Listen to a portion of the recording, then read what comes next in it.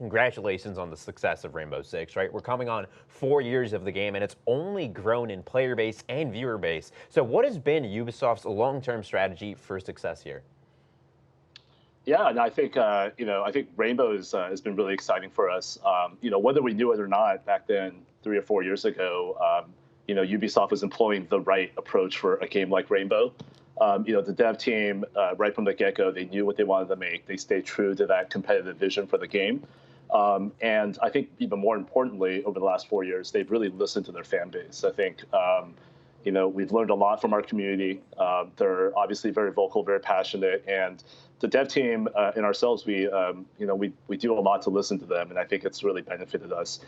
Other areas that I think that that we've really hit on have been stuff that are really just fundamental to esports, right? We want to grow and develop a grassroots that is a solid foundation for your player base, for your competitive player base.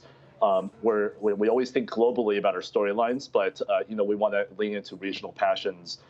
You've seen regions like Brazil and LATAM just go completely crazy for the game. Japan is starting to develop that passion as well. So it's really awesome to see. And then finally, I think really what has really kind of kept the game going is just the constant new releases of operators, how we rethink maps and rework them. It's just constantly refreshing the meta, and I think it's super important for an esport. Yeah, and 10 years is a lot of time. And you talked about how you're trying to get that regional passion going, but also talk to us more about the vision of Ubisoft as when it comes from Rainbow Six Siege and what you guys are, I guess, want to do within the next decade, or what you are striving to accomplish within the next decade. No, it's a good question. I think it's something that we think about a lot on the esports team here. I think Rainbow has gone from sort of an adolescence. We've gone through the bumps. And now we're starting to hit maturity. And so what does that mean for our esport? At a high level, what I can say is we're really wanting to invest in our strengths. We're, continue to keep the game fresh, the meta interesting. I think what you'll see is we're going to lean a lot more into regional storytelling development, really catering to our different audience markets. Because I think right now, in terms of what we have, is more of a one-size-fits-all sort of a content development strategy. I think we're really going to go and sort of figure out what is it about LATAM that makes it tick versus North America. So we're going to lean into those things. And then I think it really is continue to develop the grassroots and making it easier for everyone to compete in Rainbow. Right now, I think what we've seen is that there's a lot of closed ecosystems out there, and we really want to continue to keep the game fresh with new blood, new competition. Right, you mentioned the ecosystem as a whole is quite different than other franchise or major models. So why do you think this specific approach to Rainbow Six esports, as you mentioned, grassroots, but why, the way that it is it's amazing, but why is it the way that it is? Yeah, I think that, I think that this is the result of many years of continuing to really approach Rainbow Six, the esport, from a community-first perspective, right? I think as we think about why we do esports for Ubisoft, I think there's a real strong sort of engagement factor to it. We want people to play our games. We want them to play them forever. And so a lot of what's gone into how we developed the esport has been building on the foundations first. It's not really about trying to stand up a business unit or trying to make a ton of money with esports right now. It's actually thinking about what is the best thing for the Rainbow community? How do we keep Rainbow Six going? How do we continue to grow the pie?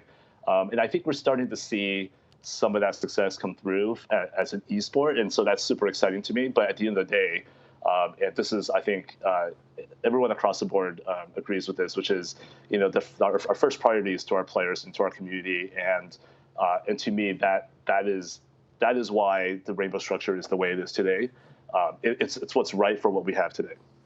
Yes, and catering to those communities and the audience, we're going to be able to see that at the Dreamhack Valencia. So can you talk to us a little bit about when is it taking place, what's going on, and how this is the next step in your guys' progressive community initiative and building when it comes to Rainbow Six? Mm-hmm. Yeah, so we have a series of events called minors, and those feed directly into our major system. And obviously, as you know, majors are the big events that grant teams the points they need to go to the World Championship, which is the Sixth Invitational in February.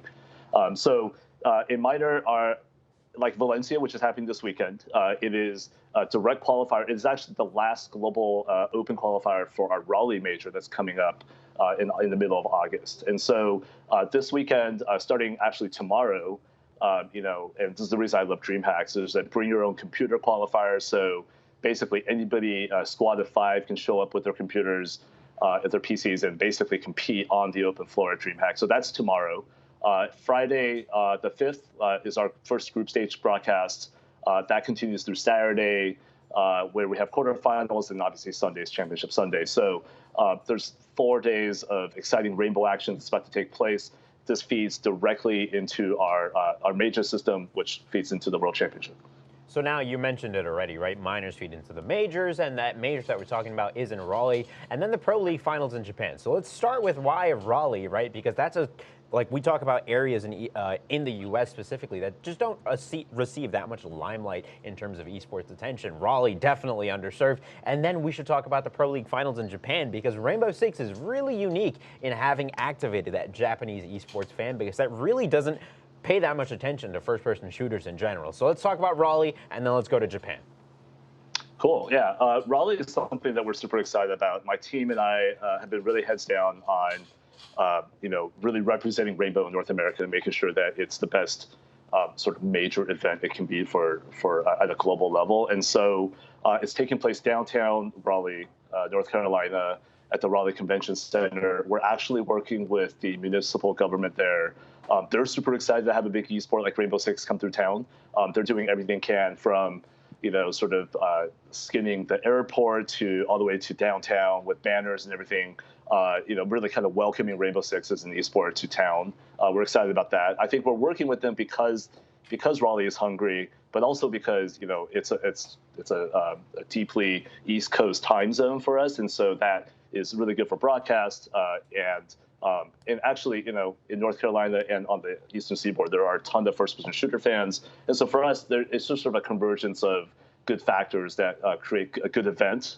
Obviously, we're going to continue to level up on the production levels that you may have seen from the Milan finals that we had a month ago. So we're just going to continue to build on the production values there. But really, we're excited about the event itself. There's going to be a ton of on-site activities there. Group signings. We have cool talent coming through. So definitely come through if you can. If you're a Rainbow Six fan, you have access to all of the merch shops that are on site, even without a ticket. We still have some tickets available, I believe. They're selling pretty quick, and we are going to have a full house. So Raleigh's super, super exciting. So Japan has been interesting. It's an interesting story for us because, as you've stated, it's not a traditional first-person shooter market. And I think even on just the higher level of esports, Japan is still, I think, very nascent in terms of the market and the industry there. So we were really surprised to see that, Rainbow Six has sort of taken hold of Japan. It's actually one of the biggest esports there.